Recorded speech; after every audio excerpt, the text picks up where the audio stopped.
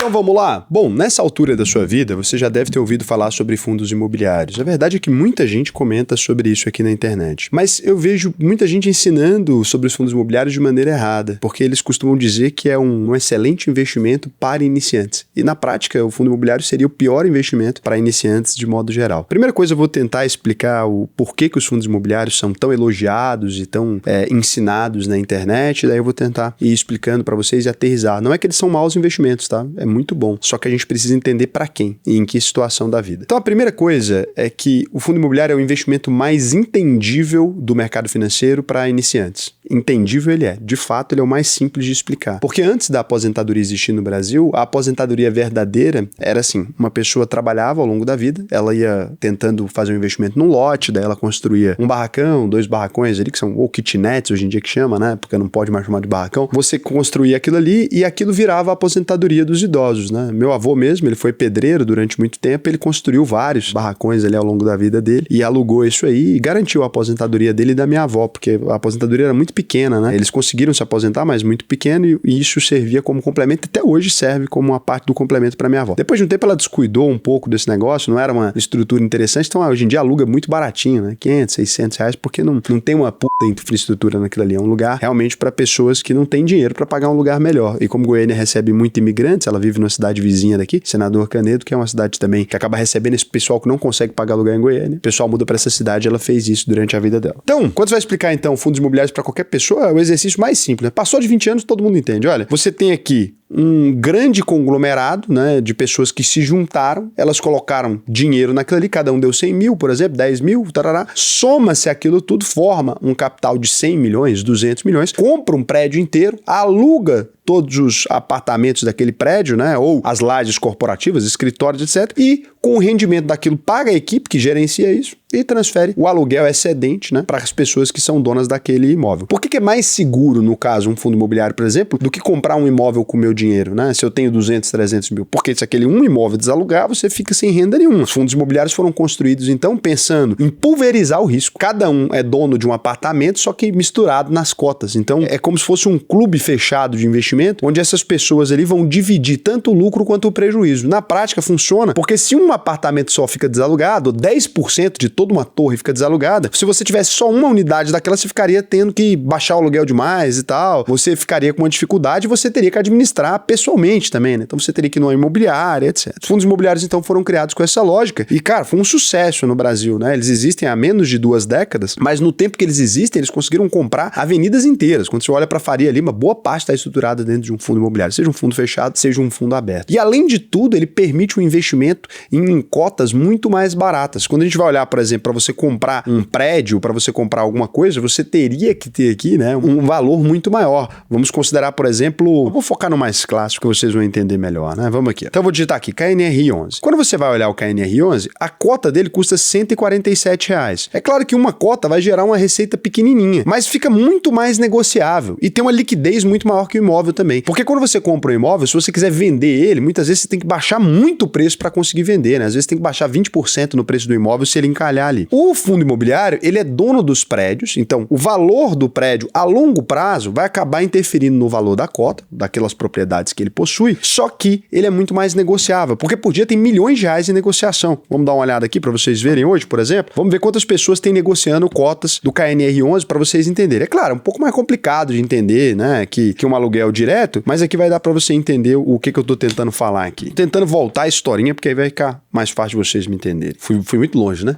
Na historinha dos fundos imobiliários. Quem é mais avançado já tá dando nervoso já. Mas porque precisa. Muitas vezes todo mundo explica o avançado, ninguém mais quer explicar o básico, né? Explica muito acima da média. A gente, quando você fica ensinando muito tempo a coisa, você acha que todo mundo já sabe. Mas o problema é esse, né? Então aqui fica um home broker, né? Que normalmente é por onde a gente negocia. Hoje em dia você tem aplicativo, você negocia isso mais fácil. Mas para mostrar os dados completos, você tem que abrir esse painel aqui de avião, né? Quem é da aviação já compreende melhor, porque é muita informação. Então vou digitar aqui KNR11, que é o código dele, né? E que a gente percebe, olha lá. Então, quantas pessoas tem vendendo e comprando aqui, olha. É um volume grande, né? A gente comprando 58 cotas, gente vendendo 500 cotas aqui, ó. Quando você vai calcular 500 cotas, assim, isso é só nesse segundo, né? Nesse minuto aqui, a gente tem isso aqui. Mas olha, quantidade de gente vendendo 150 e tal. Então, tem alguém negociando aqui 73 mil dessas cotas agora. Então, como você pode ver, é muito fácil vender e comprar. Olha o tanto de gente, ó, vendendo 500, o outro comprando. Hoje ele tá caindo, na qual a pressão vendedora é maior. Mas quando você vai olhar aqui os negócios, então, qualquer corretora pode negociar, você percebe aí as corretoras que estão negociando. São pessoas, contas de pessoa física ou jurídica dentro dessas corretoras. E aí, além de tudo,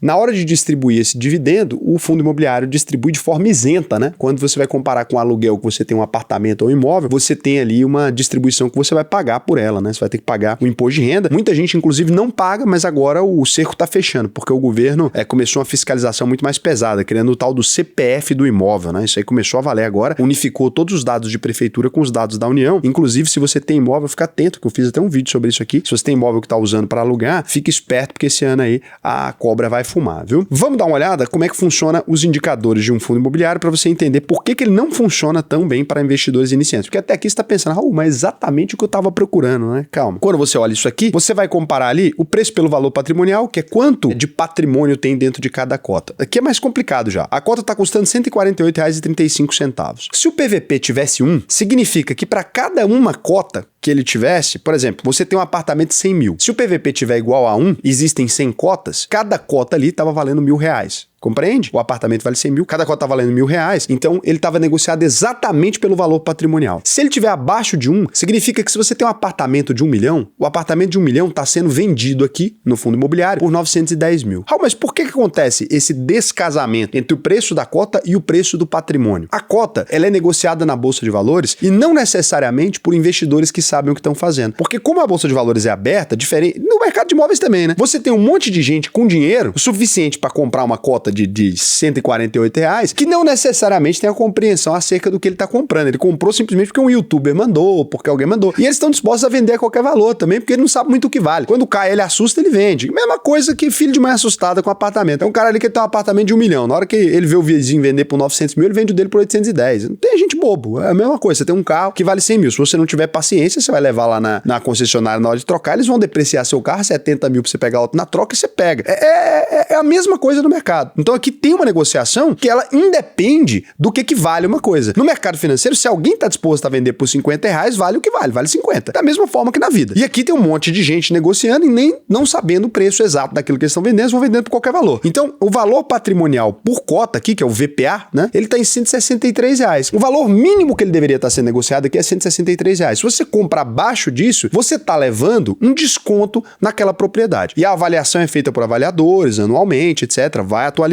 esse patrimônio aqui.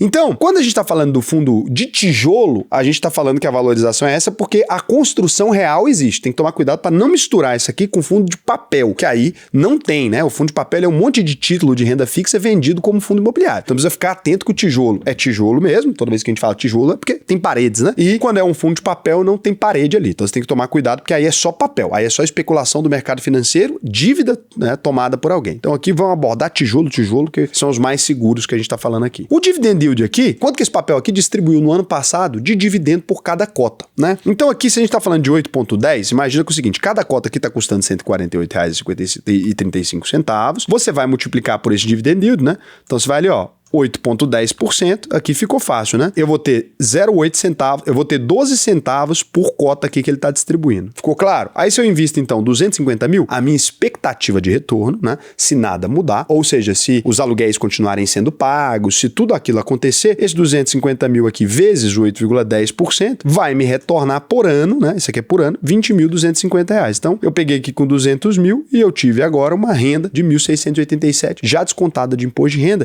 E por que muita gente gosta de investir em fundo imobiliário? Essa renda aqui, ela vai se manter estável ao longo dos anos, né? Ela é uma renda que tende a aumentar, corrigir pela inflação, porque o preço dos imóveis, normalmente eles vão corrigir por essa inflação. Pode acontecer de desvalorizar? Pode acontecer desse imóvel não ser tão legal? Pode. Por isso que a gente pode olhar aqui, ó, quais são os imóveis. Então aqui você tem, por exemplo, são 20 ativos em 4 estados diferentes. Não são poucos imóveis, né? Então, CD de Santa Cruz, o edifício Madison, você pode pesquisar aqui, ó, e dar uma olhada em quais são esses imóveis. Por exemplo, aqui está completamente alugado. 0 0% de vacância, né? Então, o edifício Madison aqui, lá na Vila Olímpia em São Paulo, você pode dar uma olhadinha na cara dele, né? Você pode visitar o RI também e ter uma profundidade maior de informação. Então, aqui você vê quais empresas estão lá, essa coisa toda. Você pode ver se são boas empresas, tem um Global de Jundiaí. Aí aqui você tem o PIB Sumaré, tem 0,82% não locado, ou seja, está disponível para aluguel. Aqui 1,32% disponível para aluguel, mas no geral se percebe que são bons imóveis aqui, quase tudo alugado, né? 1%, 2% de vacância, muito pouco. Então tem até o Botafogo Trade Center no Rio de Janeiro. Então você consegue ver aqui. E aqui você tem todas as informações aos cotistas. Quando você tem uma cota, você tem direito de receber informações do que está acontecendo ali e tal. Você vendo aqui, então, você pode falar assim, Raul, cara, eu gostei demais. E você tem até uma calculadora aqui do efeito bola de neve. O que é isso? A partir de quantas cotas eu começo a ganhar uma cota todo mês, né? Então, por exemplo, 148 cotas aqui,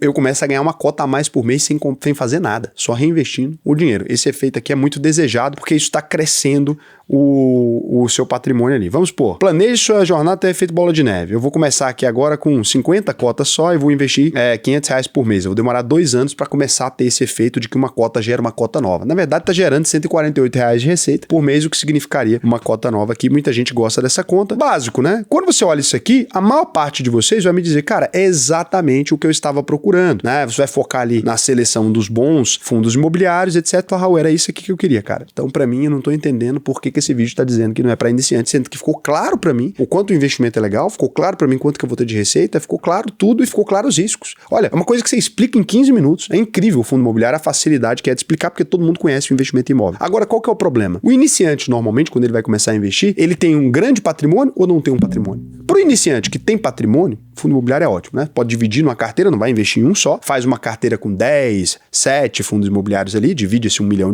você vive de renda, né? Pronto, acabou, tá vivendo de renda, ganhando isso todos os meses e mantendo sua valorização. Vai oscilar para baixo eventualmente? Claro, é o que eu te falei. Um cara pode não saber muito bem o que tá comprando, aí você aproveita para comprar um pouco mais naquele mês, melhorar o seu rendimento, é fácil, não tem problema. Só que aqui, uma coisa que não é explicada quando a gente vai falar de iniciantes no fundo imobiliário é que vocês não têm dinheiro. No geral, o iniciante na bolsa de valores ele tem um único problema, o único problema que ele tem é que ele não tem dinheiro. Ele pega todo o dinheiro dele e coloca em imóveis. Cara, o cara atrasou a vida dele em sei lá quantos anos. Sei lá quantos anos, atrasou e muito. Por quê? Porque do mesmo jeito que as cotas de fundos imobiliários durante as crises mais violentas, elas não caem tão agressivamente, elas também não se valorizam tão agressivamente. Aqui que é um problema. Ó. Quando você pega, então, um fundo imobiliário aqui, você olha para ele nos últimos 5 anos, ok, caiu 10%. Não é que você vai morrer porque caiu 10%. O mercado tá ruim, a Selic, a taxa de juros tá mais alta, o pessoal tá procurando investir na renda fixa, porque não entende que esse era um bom momento de investir no fundo imobiliário. Mas você vê aqui que o negócio tá quase estacionário. A cota, ela é praticamente estacionária, ó. Desde que ela foi criada lá em 2010 até aqui, ela se valorizou 48%, que é mais ou menos a inflação do período. Vamos pegar aqui, ó, R$ 99,68, calculadora cidadã, IPCA, né, que é a inflação. Vamos pegar aqui a calculadora cidadã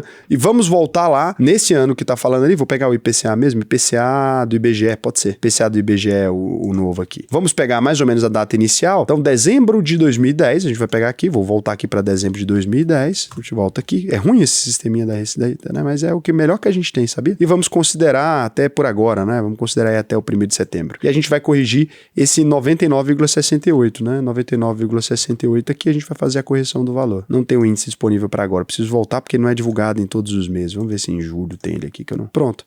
Então o que você tem aqui? Isso aqui é muito complicado, olha só. Então, somente a correção do IPCA teria dado nessa época R$230 hoje. Então, assim, ok, você recebeu a valorização da cota, tá num momento ruim, não tô dizendo que a longo prazo ele não vai chegar nesse valor, ele vai chegar, mas aqui, quando você tá olhando, então, essa pessoa acabou tendo só o valor dela reajustado somente pela inflação. Tem muita gente com medo de fundo imobiliário agora, tem muita gente com medo do mercado brasileiro nesse momento, então ele acabou não conseguindo nem reajustar pela inflação o valor da cota. Ah, mas isso vai acontecer para sempre, vou perder dinheiro? Não vai, né? Aconteceu nesse período específico, disso aconteceu, o valor nominal aqui de 99,68 teria que ter virado 230 e virou 147, né? Não precisa se preocupar. A longo prazo são prédios, gente. Não tem como, né? Esses prédios, quando você vai olhar eles para vender mesmo, eles vão ter um valor maior. E se não, você pode desmanchar o fundo imobiliário e vender. Eles podem desmanchar e vender as cotas. É porque hoje em dia todos os cotistas estão achando que vale a pena ficar com essa renda e tudo mais. E se você tivesse considerado o reinvestimento dos dividendos aqui, obviamente o valor teria sido muito maior. Por exemplo, então a pessoa pessoa que tivesse reinvestido os dividendos aqui, ela teria ficado muito mais próximo da meta, né? Ela teria ficado aqui com 198% de valorização. Mas, assim que a Selic começar a cair, é porque a gente está num ciclo de Selic mais alto, assim que a Selic começar a cair, a pessoa teria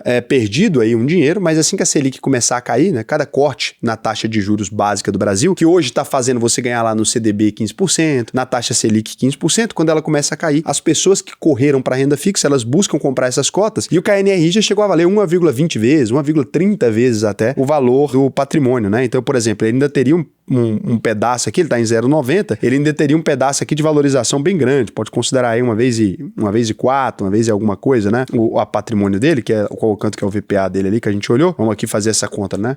Quanto que é o valor por ação que ele tá? Ele teria que custar 163, ele tá abaixo, né? Mas ele já chegou a custar 1,3, 1,4, então você pode pegar aqui vezes 1,3, ele chegaria aí a custar R$211, mais ou menos, e 90 centavos pela cota, né? Então ele teria uma correção até interessante, considerando isso, já chegando bem perto da inflação, e aí com reinvestimento ele teria ido bem, porque a gente está observando os fundos imobiliários no momento de pequena valorização. Mas o que vai acontecer no geral é, uma cota de fundo imobiliário, se você gasta os rendimentos dela, ela não tem boas chances a longo prazo de crescer o seu patrimônio. Ela tem a oportunidade de manter o seu patrimônio te gerando renda, e se você fizer o reinvestimento dos dividendos, ela vai ter um crescimento até, mas vai lá, né? Um crescimento muito modesto. Por que não é bom, então? Se o seu objetivo, você está começando agora, você tem aí 25 anos, tem 40 anos, mas nunca investiu, tem 50, mas nunca investiu, o que você está procurando? Acumular o máximo de renda possível. E nesse caso, nada supera as ações no longo prazo, né? Sejam ações americanas, sejam ações brasileiras. Quando a gente vai pegar as boas empresas, então, a gente consegue um efeito de multiplicação muito maior, porque você vai fazer aqui o seu investimento, vai colocar agora, e as empresas, elas necessariamente crescem mais do que o valor dos imóveis. Raul, nem sempre. Tem empresa que não. É verdade. É verdade, tem empresa inclusive que quebra. Mas o grande ponto que você precisa compreender é quem paga o aluguel desses fundos imobiliários, na maior parte dos casos. Quem paga o aluguel no Brasil, os maiores aluguéis, os aluguéis mais caros são as empresas. Aqui, por exemplo, a minha empresa, a gente paga 100 mil de aluguel. Quando você vai, por mês, quando você vai comparar nosso crescimento de receita, se a gente começar a crescer menos que o reajuste de aluguel, para que os fundos imobiliários compensem mais, teria que ser isso. Se a gente começar a crescer menos, daqui a pouco todos os imóveis do Brasil vão estar desalugados, porque se a receita das empresas não crescem, os fundos imobiliários crescem mais, em algum momento vão estar todos alugados. Então, qualquer pessoa que diz para você que isso é possível, essa pessoa ou não entende de matemática básica, porque ela não está olhando a comparação, ou ela simplesmente não estudou o suficiente. É preciso se lembrar disso. Então, para o investidor comum, que está buscando uma forma de se expor, é melhor ele montar uma boa carteira de ações do que ficar mexendo com o fundo imobiliário. E detalhe, ele não deve pegar empresas que fiquem distribuindo dividendo, não, porque daqui a pouco mexe numa lei, alguma coisa, e aí os dividendos começam a ser tributados, você vai ser tributado naquilo, não vai conseguir fazer o reinvestimento, prejudica o seu juro composto. Então, o seu ideal é empresas, pode distribuir dividendo? Pode, mas empresas qualitativas. Observe as boas empresas e coloque nelas, porque elas vão gerar uma maior multiplicação do capital. Lá no futuro, daqui 30 anos, 20 anos você fez isso, ou 10, você que já é mais velho, você vai dar uma analisada e vai falar, olha, agora eu já tenho o tanto de dinheiro que eu quero. Aí você vem pro fundo imobiliário. Ou você começa gradualmente, se eu já tenho 45 anos, cara, 50% da minha carteira, eu vou colocar aqui em renda fixa, porque eu já não tenho mais idade de menino para construir patrimônio, né? Vou colocar a maior parte em renda fixa, vou colocar um pouquinho de fundo imobiliário para pingar esse dinheirinho na conta todos os meses, para eu já poder vivendo, e vou também colocar as ações que vão gerar uma valorização. Mesclar. Pela idade, você tem que fazer investimentos ou para mais longo prazo, ou que você vai começar a usufruir deles daqui a pouco. Se você tem 80 anos, não adianta você investir em ações de valorização. Você vai morrer antes de vê-la valorizar. Aí sim, fundo imobiliário, totalmente, né? Porque você já deveria ter um patrimônio. Ah, Raul, mas eu tenho 80 anos e não tenho um patrimônio. Você errou. Na renda fixa, fundo imobiliário, não tudo em fundo imobiliário, para já ir pingando para você começar a usufruir. Não tem como você usufruir disso lá na frente. Fundo imobiliário é para quem busca renda. Raul, eu quero valorização patrimonial, vou investir no fundo imobiliário e pegar o dinheiro para comprar mais cota. Bullshit. Não vai adiantar nada. É melhor você ter uma cota que cresce mais rápido do que ficar se iludindo com esse pingadinho. Raul, mas eu sou um cara mais conservador. Tá bom, pode fazer. Agora, é o certo? Não. Eu não vou ficar aqui ensinando o padre a rezar a missa. Se você compreendeu e mesmo assim você cismou da mão, cara, cada pessoa sabe, né? Onde aperta e onde dói. Cada um sente saudade por onde quer, né? Não tem como. Desse jeito aqui, entendendo o porquê e o que tá acontecendo, tudo bem, você pode fazer. Agora, eu te recomendo, se você precisa de valorização do capital, te recomendo exposição em ações. Nesse momento atual, a gente vai ter um cenário diferente, porque os fundos imobiliários vão se valorizar e esse vídeo vai envelhecer mal, porque eles estão tão abaixo da média que se você comprar agora, você vai falar, o Raul é um mentiroso, porque daqui começou a cortar a taxa de juros, ela desceu para 10, 12, a cota do fundo imobiliário voa. Por quê? Porque aqui ele tá pagando 8,10. Ninguém quer 8,10 quando a Selic tá pagando 15. Mas quando a Selic começa a pagar 10, o cara tá observando ali, ele tá perdendo 22,5 na valorização, e o que é isento, ele começa a olhar e fala, a rentabilidade líquida pra mim tá saindo melhor, né? Então isso vai acontecer e ela vai se valorizar. É o normal? Não. Em ambiente normal, temperatura e pressão, de um país saudável, não é o caso do Brasil nesse momento, a taxa de juros muito alta, a tendência é que você tenha uma valorização maior dos papéis. Inclusive, se você quiser pegar aqui os bons papéis e fazer a simulação também, esse aqui é o site da Analítica, você pode vir aqui, vamos considerar, nos últimos 15 anos, né? Se você pega as ações aqui, né? YouTube, por exemplo, ou pode pegar empresas gringas também, tá? Não quero investir no Brasil, tenho medo do Brasil acabar. O Brasil nada vai dar certo, é porque vocês são de fase, é porque eu tô aqui desde sempre, né? Então aqui, quando você pega lá, muito acima do KNRI, da inflação, de tudo, 385%, Itaú, que é um bancão. Raul, mas foi uma das melhores empresas do Brasil, é verdade, mas você pode pegar também uma VEG, que é boa, melhor ainda talvez, a VEG foi 3.240%, né? Então VEG aqui bem interessante também, isso porque tá na queda agora. Mas é basicamente isso, então você consegue perceber que os empreendimentos, eles costumam crescer numa rentabilidade um pouco maior do que os fundos imobiliários. Por isso que o fundo imobiliário, no geral, ele vai ser um investimento ruim. Raul, mas fulano de tal me disse, ciclano me disse. Então, gente, o grande problema da educação financeira é que, de fato, nos últimos anos a gente teve uma evolução muito grande, mas tem muita gente que não sabe fazer a conta mesmo, né? A gente tem um grupo de criadores muito grande, e eu parabenizo, acho que estão fazendo muita gente chegar no mercado, mas que essas pessoas mesmo, elas não têm nada a ver com o mercado, elas não entendem de mercado, elas simplesmente copiam vídeos de pessoas que entendem um pouco mais, e cada vez que a gente copia uma informação, ela se perde um pedaço. Eu vejo muita gente pegando as coisas que eu digo aqui, regravando o vídeo, e ele distorce aquilo que eu disse de maneira muito maluca, assim, alguns mitos, por exemplo, que foram criados por mim sem querer. Eu não invisto em estatais, as pessoas falam que estatais não são rentáveis. Não é verdade, né? Eu não invisto em estatais porque eu não gosto, tem toda uma questão, e aí as pessoas colocam isso. Eu falei esses dias, olha, ETFs são muito bons, nos Estados Unidos e tal. Aí já tinha gente defendendo aqui ETF que distribui dividendo, que no Brasil é ruim, porque é 15% de recolhimento. Raul, mas aí esse ETF cobra 15%. Então, cada vez que a gente vai ensinar e alguém copia o vídeo, se perde um pedaço. Então, eu tentei fazer aqui o meu trabalho, porque eu sei que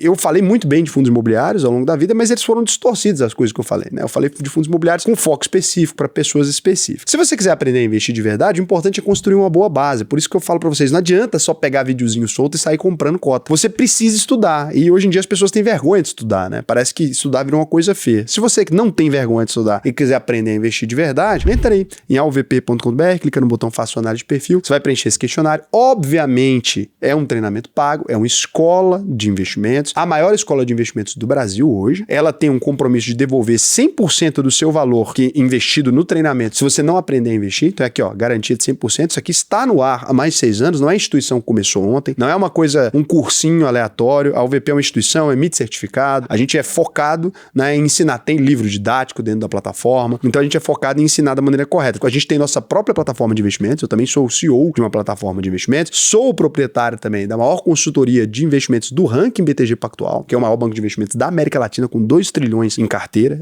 Então, tudo isso aqui dentro do conglomerado da UVP. Tem aula de geopolítica, aula muito mais técnica. Raul, eu já tô mais avançado, eu sabia tudo que você ensinou nesse vídeo. Tem aula muito mais técnica para você. Raul, mas eu dei saída fiscal do Brasil. Tem módulo também para quem deu saída fiscal do Brasil, para você conseguir se organizar nesse novo país, para você fazer seus investimentos via internacional. Na nossa plataforma também tem. Então, assim, são coisas muito específicas, desde leitura de DRE, tudo. Desde que você queira aprender, tem tudo aqui para te ensinar, tem uma comunidade própria, tem tudo. Então, é isso. Não vale a pena para investidores iniciantes, a não ser que tenha patrimônio. E aqui você pode aprender a se aprofundar um pouco mais. Agora, a fiscalização deve começar agora. Não vou falar o valor exato, porque isso está mudando todo dia aí. Eu não quero deixar o vídeo aqui desatualizado. Perfeito? Beijo para vocês.